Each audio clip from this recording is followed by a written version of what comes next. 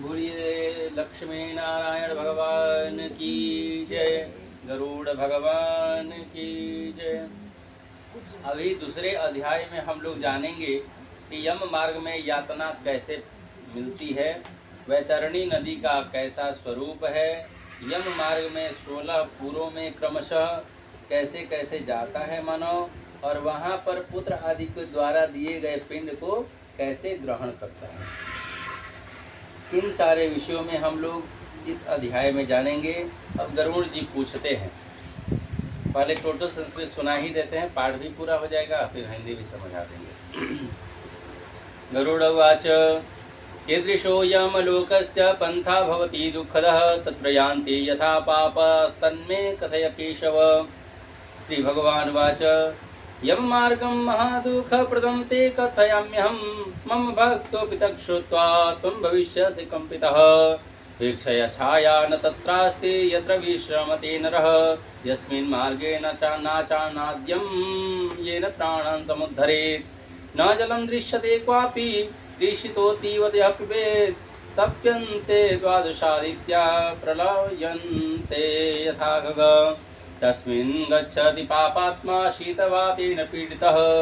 कण्टकैर्विद्यते क्वापि क्वचित् सर्पै महाविषैः। सिंहैर्व्याघ्रैः स्वभिर्घोरैर्भक्षन् भक्षते क्वापि पापकृत्। विशिकैर्दर्शन्ते क्वापि क्वचिदहन्ति वह्निना।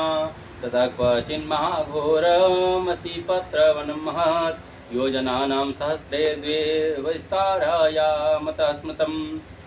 काकुलूकवटगृधसरघातंशसङ्कुलं सदा वाग्निततपत्रैर्छिन्न भिन्न प्रजायते।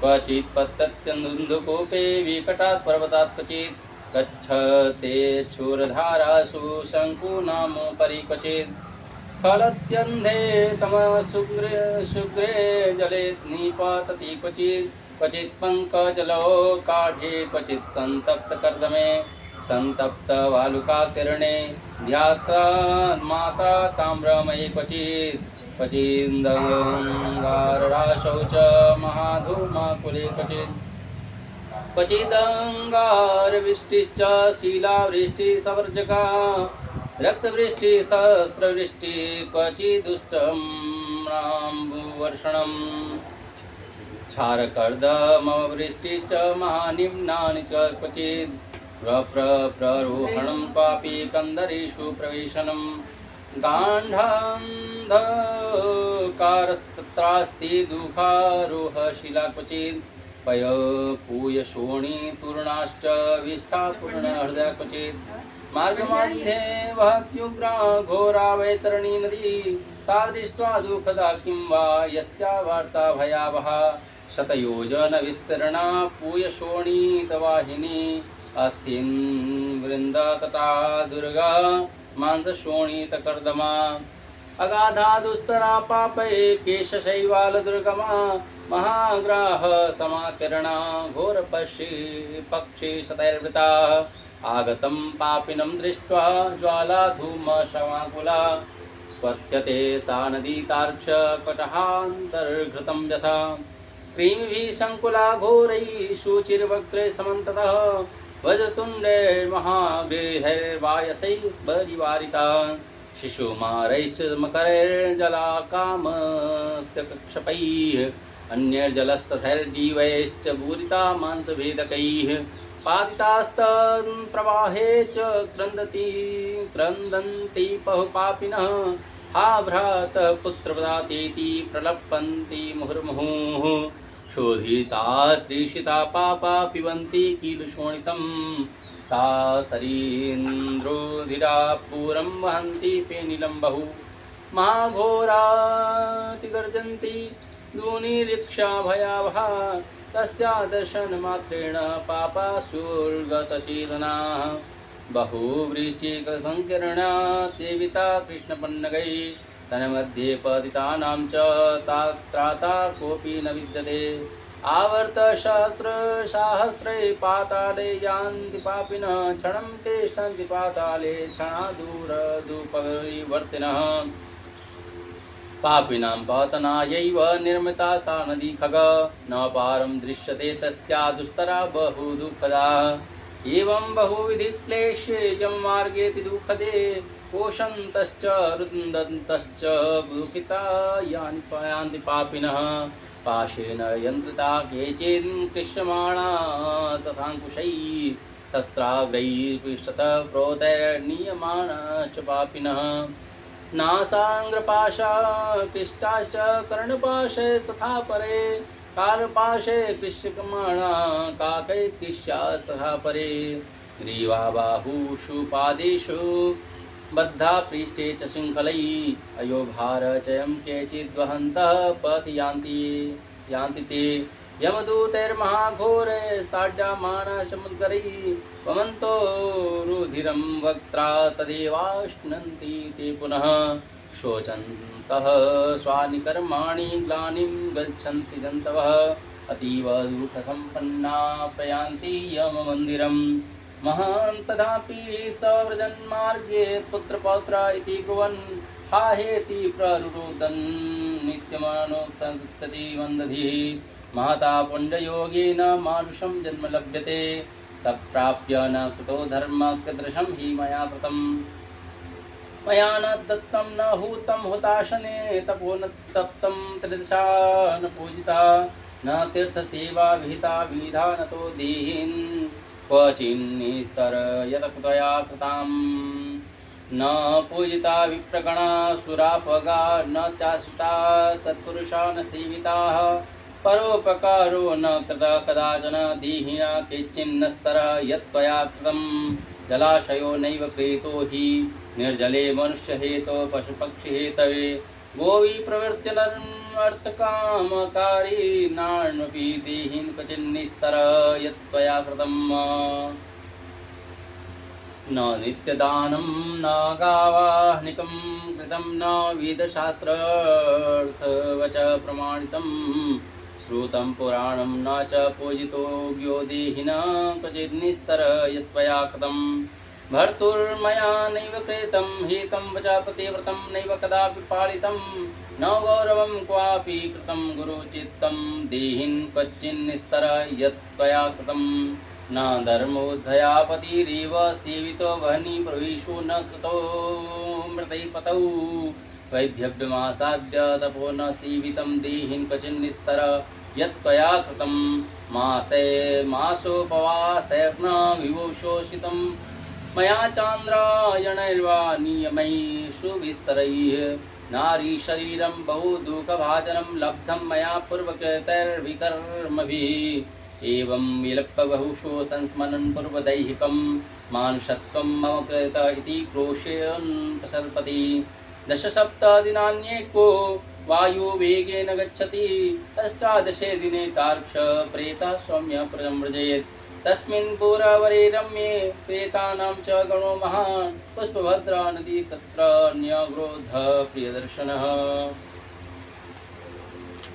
मासे पुरे तत्र च विश्रामं प्राप्यते यमकिङ्करे दारपुत्रादिकं सौख्यं स्मरेत् तत्र दुःखितः धनानि वृत्तत्वत्राणि सर्वं शोचति वै यदा तदा प्रेतास्तु पुत्रा किङ्कराष्टेदमब्रुवन् क्व धनं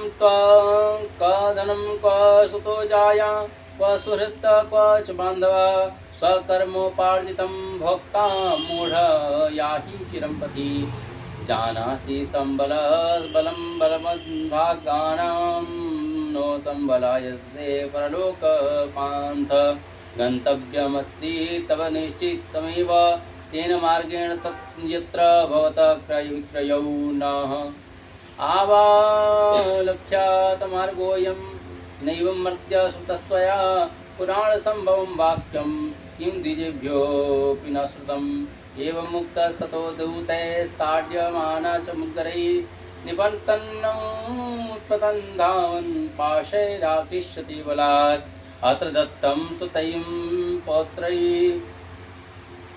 स्नेहाद्वा कृपयाथवा मासिकं पिण्डमश्नाति तथा सौरीपुरं व्रजेत् तत्र नाम्नास्ते राजा वै जङ्गमं कालरूपदृक् तद्दृष्ट्वा भयभीतोऽसौ विश्रामे कुरुते मतिम् उद्गं चान्न संयुक्तं भुङ्क्ते तत्रमेव पुरे गतः त्रैपाक्षिके वै यद्दत्तं स तत्पुरमतिक्रमेत्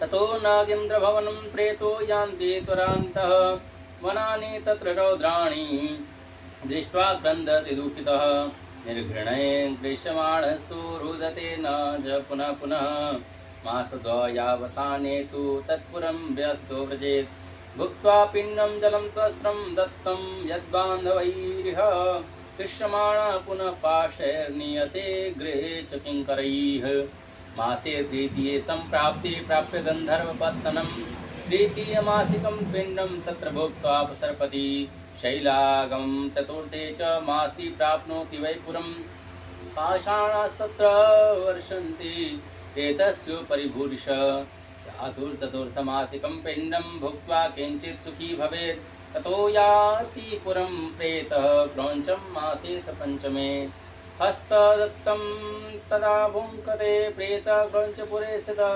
यत्पञ्चमासिकं पुण्यं भुक्त्वा क्रूरप्रदं व्रजेत् सार्धगैः पञ्चभिर्मासन्यूनषाण्मासिकं व्रजेत् षाण्मासिकं व्रजेत् तत्र दत्तेन पुण्येन घटेनाप्यायितस्ततः मुहूर्तार्थं तु विष्टम्य कम्पमानः सुदुःखितः तत्पुरं तु परित्यज्य तर्जितो यमकिङ्करैः प्रयाति चित्रभवनं विचित्रो नाम पार्थिवः यमस्यैवानुजो भ्राता यत्र राज्यं प्रशास्तिः तं विलोक्य महाकायं यदा भीतः प्रलायते तदा सम्मुखमागत्य कैवर्तायिदमब्रुवन् वयं ते तर्तुकामाय महावैतरणीं नदीं नावामादाय सम्प्राप्ता यदि मे पुण्यमीदृशं दानं वितरणं प्रोक्तं मुनिभिस्तत्त्वदर्शिभिः इयं सातिर्यतेति यस्मात् तस्माद्वैतरणी स्मृता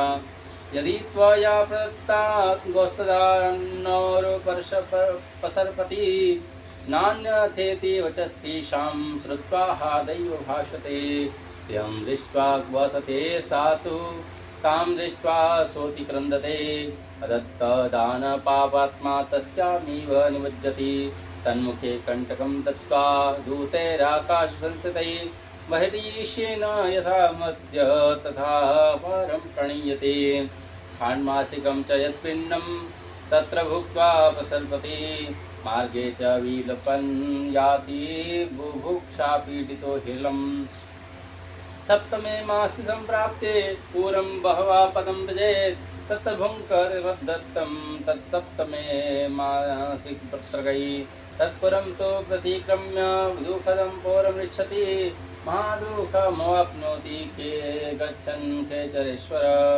मास्याष्टमे प्रदत्तं यत्पिण्डं भुङ्क्त्वा प्रसर्पति नवमे मासि सम्पूर्णे नानाक्रन्दपुरं व्रजेत् नानाक्रन्दगणान् दुष्टान् दृष्ट्वा क्रन्दमानान् सुदारुणान् स्वयं च शून्यहृदयः समाकन्दति दुःखितः विहाय तत्पुरं प्रेतस्तर्जितो यमकिङ्करैः सुतप्तभवनं गच्छे दशमे मासि पृच्छतः पिण्डदानं जलं तत्र भुक्त्वापि न सुखी भवेत् मासि चैकादशे पूर्णे पुरं रौद्रं च गच्छति दशैकमासिकं तत्र भुङ्क्ते तद्धं सदादिभिः सार्धे चैकादशे मासि वयोवर्षणमिष्यति मेघास्तत्र प्रवर्षन्ति प्रेतानं दुःखदायका न्यूनाब्धिकं च करिश्राद्धं तत्र भुङ्क्ति स दुःखितः सम्पूर्णे तु ततो वर्षे शीताढ्यं नगरं व्रजेत् हिमाच्छगुणं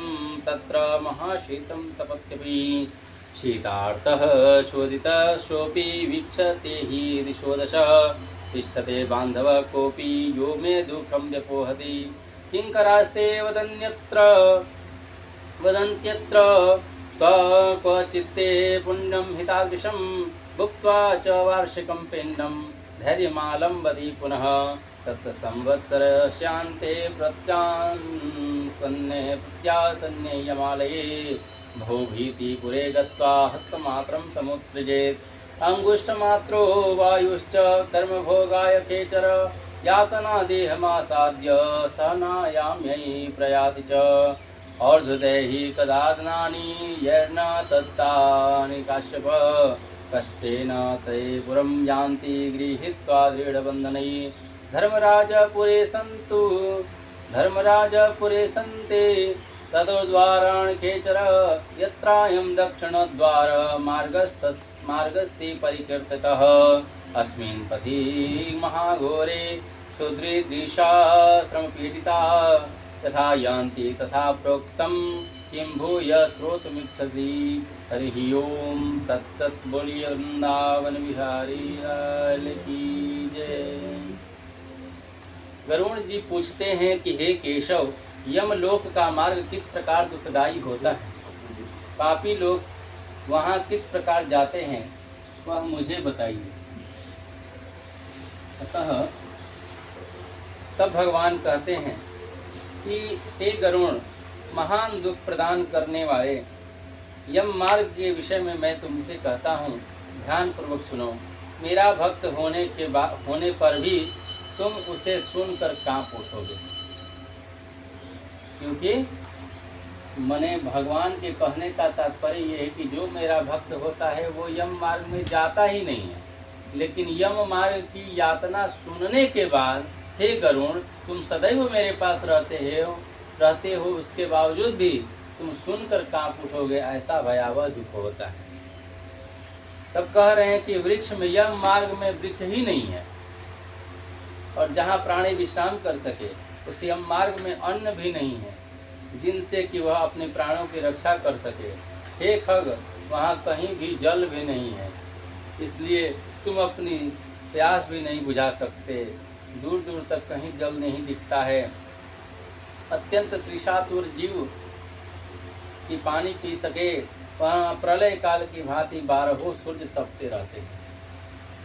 एक सूर्य की गर्मी यहाँ 42, 43, 45 डिग्री होने पर हवन नहीं करना, बस खाली जलते रहेंगे। एक सूर्य की 45 डिग्री पर एसी फेल हो जाता है, गर्मी बर्दाश्त नहीं होती है। वहाँ 12 सूर्य मिलता है, फ्रिज का पानी मिलता है, तब भी गर्मी बर्दाश्त से बाहर हो जाती है। हवा मिलता है, पंखा मिलता है, एसी मिलता है, लेकिन वहाँ केवल 12 सूर्य, इससे 12 गुना ज़्यादा गर्मी होगी और पानी है ही नहीं। उस समय उस प्रेत की क्या स्थिति होगी, सोच कर देखिए। उस मार्ग में जाता हुआ पापी कभी बर्फीली हवा से पीड़ित होता है, तो कभी कांटे चुभते हैं, और कभी महाविषधर सर्पों के द्वारा डसा जाता है।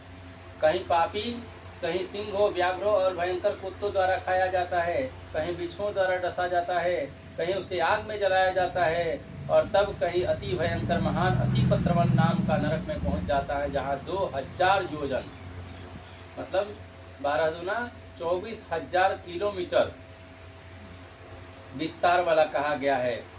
असीपत्रवन नाम का नरक 24,000 किलोमीटर कैसा होता है? वहाँ वन, कौवों, उल्लुओं, वटों, गीधों, सरगों तथा डांसों से व्याप्त है। उसमें चारों ओर दावाग्नि व्याप्त है। 80 पत्र के पत्तों से वह छिन्न भिन्न हो जाता है। 80 पत्र मतलब होता है जैसे चारों तरफ सुई की तरह उसमें रहता है, वो जब गिरते रहता है पत्थर, तो जहाँ गिरता है वहाँ चुभ जाता है, और चुभता है तो पूरा दर्द होता है, छिन्न भिन्न हो जाता है शरीर, कहीं कहीं कट जाता है, कहीं अंधे कुएं में गिर जाता है, कहीं विकट पर्वत से गिरता है, कहीं छुए की धार पर गिर जाता है, कहीं कीलों के ऊपर चलना पड़ता है, कहीं घने अंधकार में गिरता है, कहीं उग्र जल में गिर जाता है, और कहीं जोंकों से भरे हुए कीचड़ में गिर जाता है, तो कहीं जलते हुए कीचड़ में गिर जाता है, कहीं तपी हुई बालुका से व्याप्त और कहीं धधकते हुए ताम्रमय मार्ग, कहीं अंगार की राशि और कहीं अत्यधिक धुएं से भरे हुए मार्ग पर उसे चलना पड़ता है। कहीं अंगार की वृष्टि होती है, कहीं बिजली गिरने के साथ शिला की वृष्टि हो जाती है, और कहीं रक्त की, कहीं शस्त्र की, कहीं गर्म जल की वृष्टि होती है, कहीं खारे कीचड़ की वृष्टि होती है, कहीं गहरी खाई है, कहीं पर्वत शिखरों की चढ़ाई है, और कहीं कंदराओं में प्रवेश करना पड़ता है।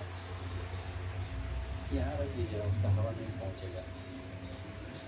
वहाँ मार्ग में कहीं घना अंधकार है तो कहीं दुख से चढ़ी जानने योग्य शिलाएं हैं, और कहीं मवाद रक्त तथा विष्ठा से भरे हुए तालाब हैं, उसमें भी गिरना पड़ता है। और मार्ग में के बीचों बीच अत्यंत उग्र और घोर वैतरणी नदी बहती है, वह देखने पर ही दुखदायिनी हो तो क्या आश्चर्य। वहाँ वार्ता ही भय पैदा करने वाली है। वह 100 योजन चौड़ी है, 1200 किलोमीटर चौड़ी है वह नदी। उसमें पूय माने पीब और मावाद रहता है, शोणित रक्त बहते रहते हैं, हड्डियों के समूह से तट बने हैं, और अर्थात उसके तट पर हड्डियों का ढेर लगा रहता है। मांस और रक्त के कीचड़ वाली वह नदी दुख से पार करने वाली है। अथाह गहरी और पापियों के द्वारा दुख पूर्वक पार की जाने वाली वह नदी केश रूपी सेवार से भरी हुई होने के कारण दुर्गम है। वह विशाल काय ग्राहों घड़ियालों से व्याप्त है, चारों तरफ से घड़ियाल भी पीछा करेंगे उसी में। कीचड़ है तो आप भाग भी नहीं पाएंगे, और सैकड़ों प्रकार के घोर पक्षियों से आवृत है, ढका हुआ है। ये गरुड़ आए हुए पापी को देखकर वह नदी की ज्वाला धूम से भरकर कड़ाह में रखे घी की भांति खौलने लगती है। जैसे ही पापी पहुंचता है तो उसका जल पूरा खौलने लगता है, जैसे हम लोग पूरी छानते हैं घी में, उस तरह से वह खौलने लगता है। वह नदी सुई के समान मुख वाले भयानक कीड़ों से चारों ओर व्याप्त है, और वज्र के समान चोंच वाले बड़े बड़े गिद्ध और कौवों से भरी हुई है। यदि आप मरेंगे तो कौवा और गिद्ध वहीं पर खड़ा है कि मांस नोच नोच के खा जाएगा। वह नदी शिशुमार, मगर, जोंक, मछली, कछुए तथा अन्य मांस भक्षी जलचरों से जीवों से भरी पड़ी है।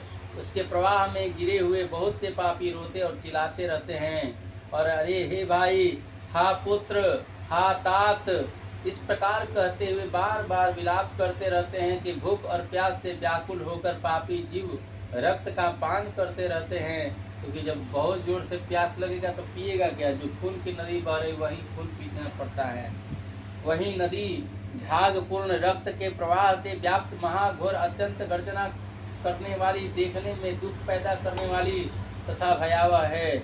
उसके दर्शन मात्र से पापी चेतना शून्य हो जाता है, मूर्छित हो जाता है। बहुत से बिच्छू और काले सर्पों से व्याप्त उस नदी के मार्ग के बीच में गिरे हुए पापियों की रक्षा करने वाला कोई नहीं है। उसके सैकड़ों हजारों भंवरों में पड़कर पापी पाताल में चल जाते हैं, और क्षण भर पाताल में रहते हैं और फिर एक ही क्षण में ऊपर चल आते हैं।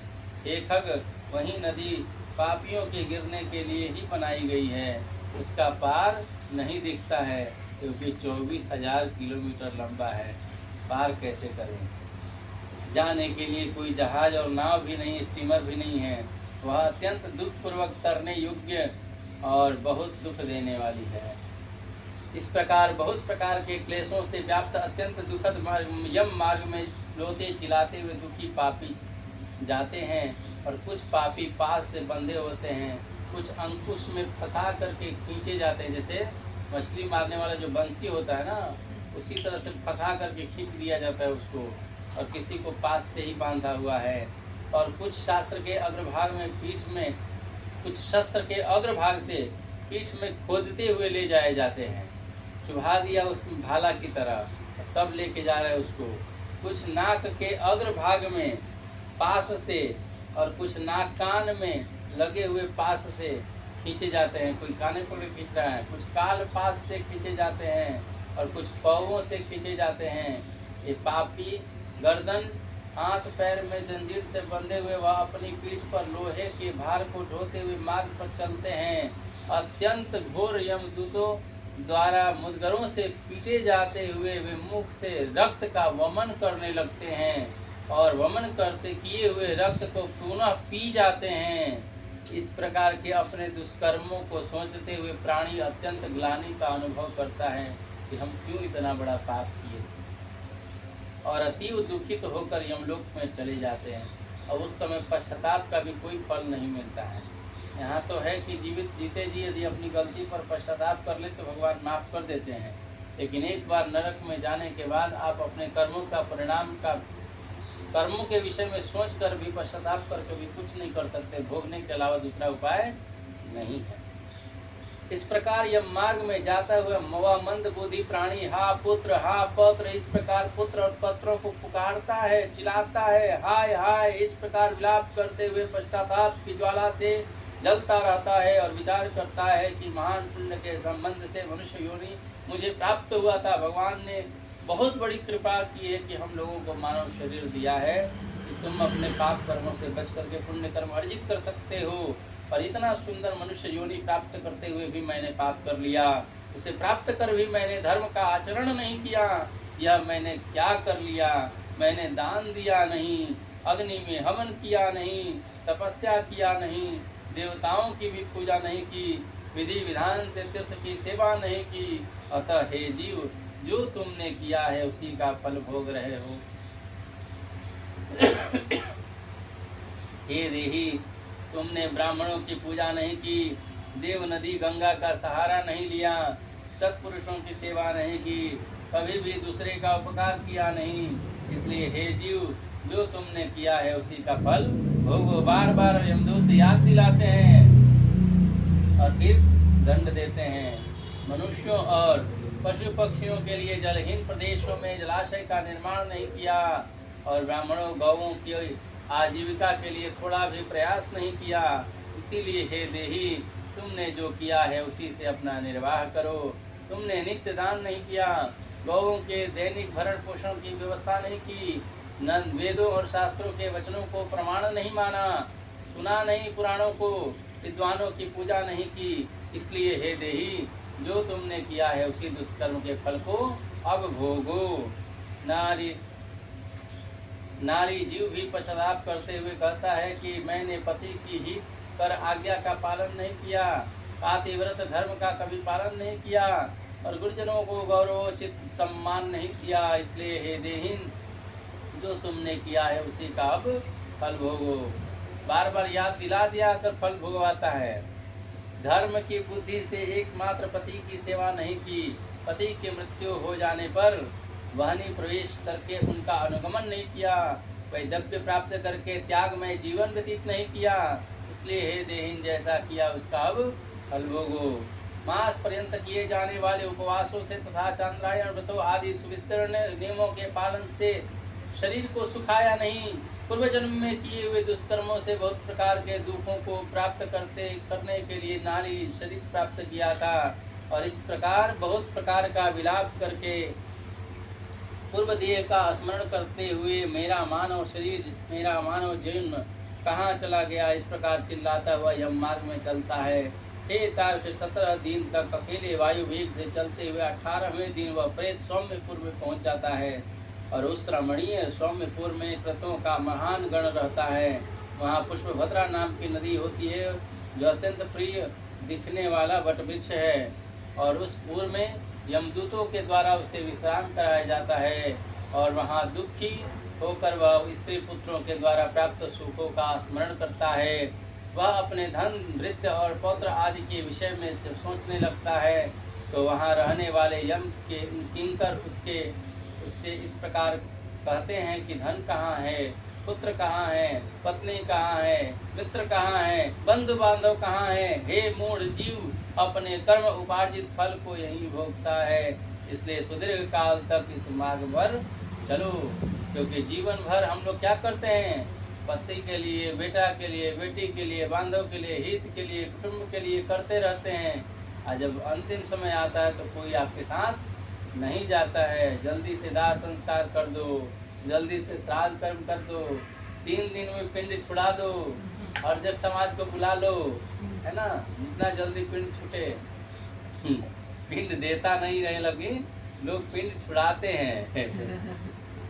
इसलिए हे परलोक के राही, तो यह जानता है कि राहगीरों के बल, इसीलिए कहा जाता है हर पुराण कथा सब कुछ वही समझाता है कि भगवान की भक्ति ही आपके साथ जाने वाली है।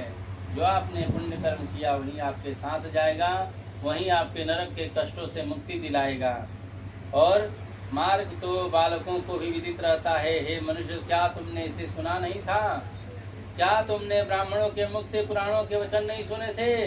क्या इस प्रकार कहकर मगरों से पीटा जाता हुआ वह जीव गिरते दौड़ते पड़ते हुए बलपूर्वक पाशों से खींचा जाता है। यहाँ स्नेह और कृपा के कारण पुत्र पौत्रों के द्वारा मासिक पिंड को खा जाता है। उसके बाद वह जीव सौरीपुर को प्रस्थान करता है। इस सौरीपुर में काल के रूप को धारण करने वाला जंगम मानव नामक राजा है। उसे देख करके वह जीव भयभीत होकर विश्राम करना चाहता है। उस पुर में गया हुआ वह जीव अपने स्वजनों के द्वारा दिए हुए त्रैपाक्षिक अन्नजन को खा करके उस पुर को पार कर जाता है।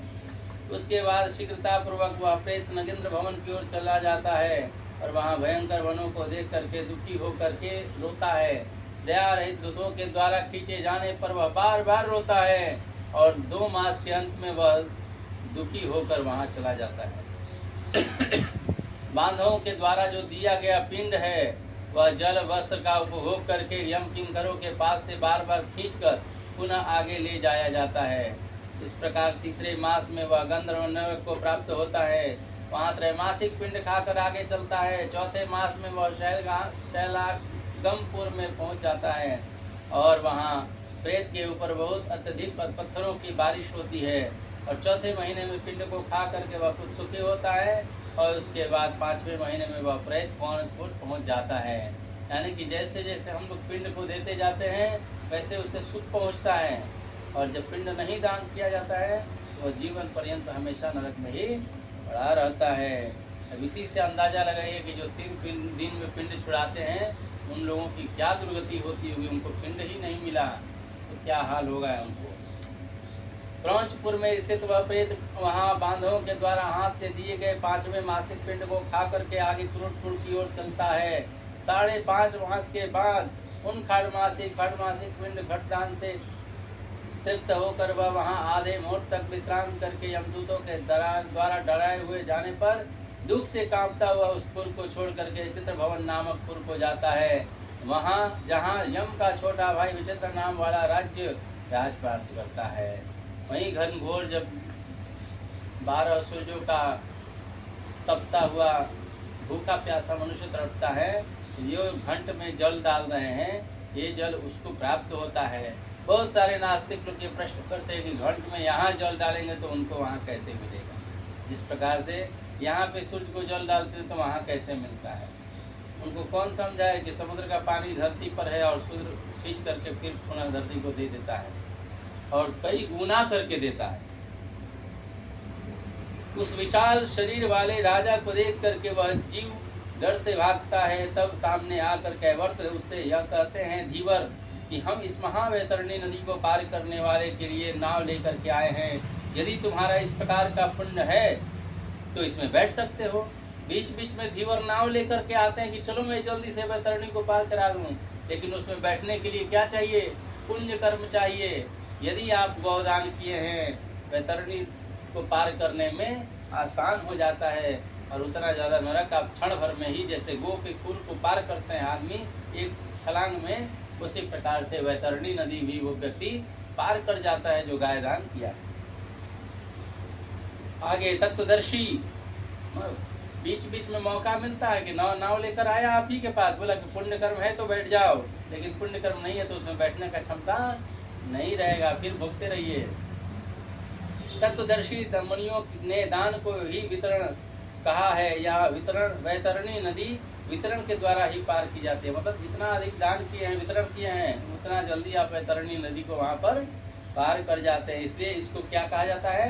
वैतरणी कहा जाता है। वैतरणी को पार करने का माध्यम क्या है? वितरण है। वितरण माने बांटना।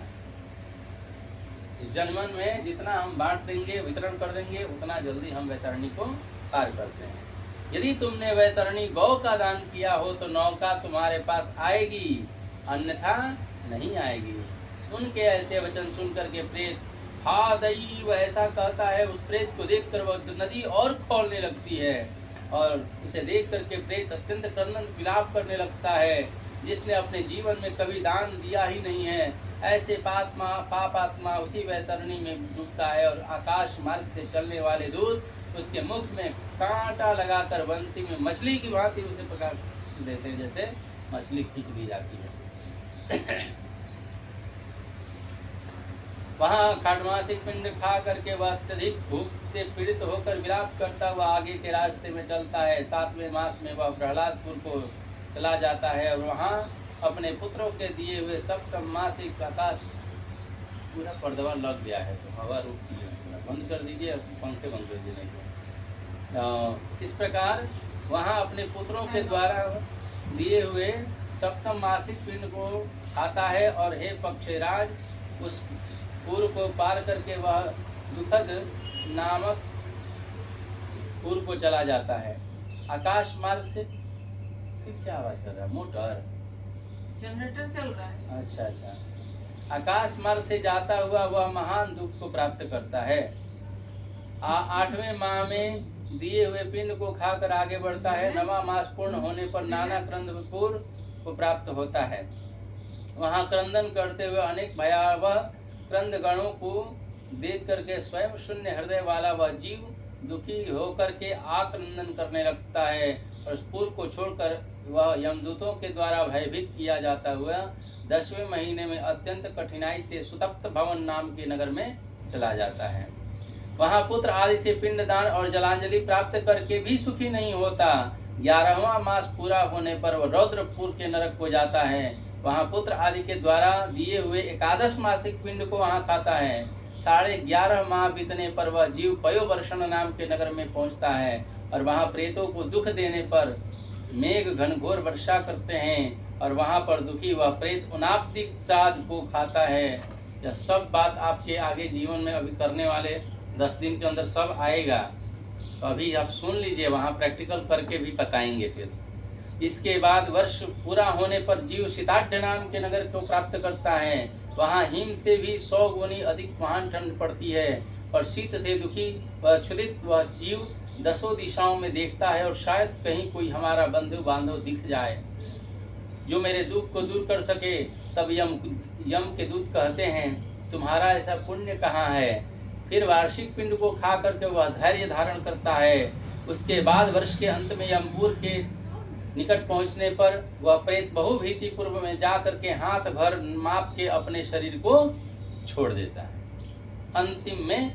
अंतिमपुर में बहुभीतिपुर में पहुंचता है तो जो दंड पाने वाला शरीर है एक हाथ का, वह छूट जाता है शरीर। इसलिए हे पक्षी, तुम पुनः कर्म भोग के लिए अंगुष्ठ मात्र के वायु स्वरूप यातना देह को प्राप्त करके वह यमदूतों के साथ आगे बढ़ता है।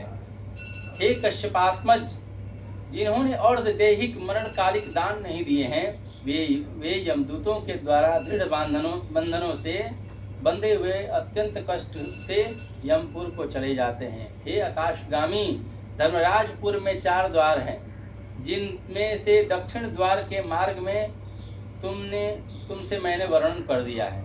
4 मार्ग है जिसमें दक्षिण द्वार का मार्ग का वर्णन हो गया और 3 द्वार और बाकी है।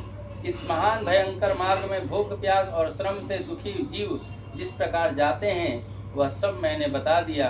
अब क्या सुनना चाहते हो? बोलो। बोलिए वृंदावन बिहारी लाल की जय, श्री भगवान की, गरुड़ भगवान की जय। तो ही रहने देना।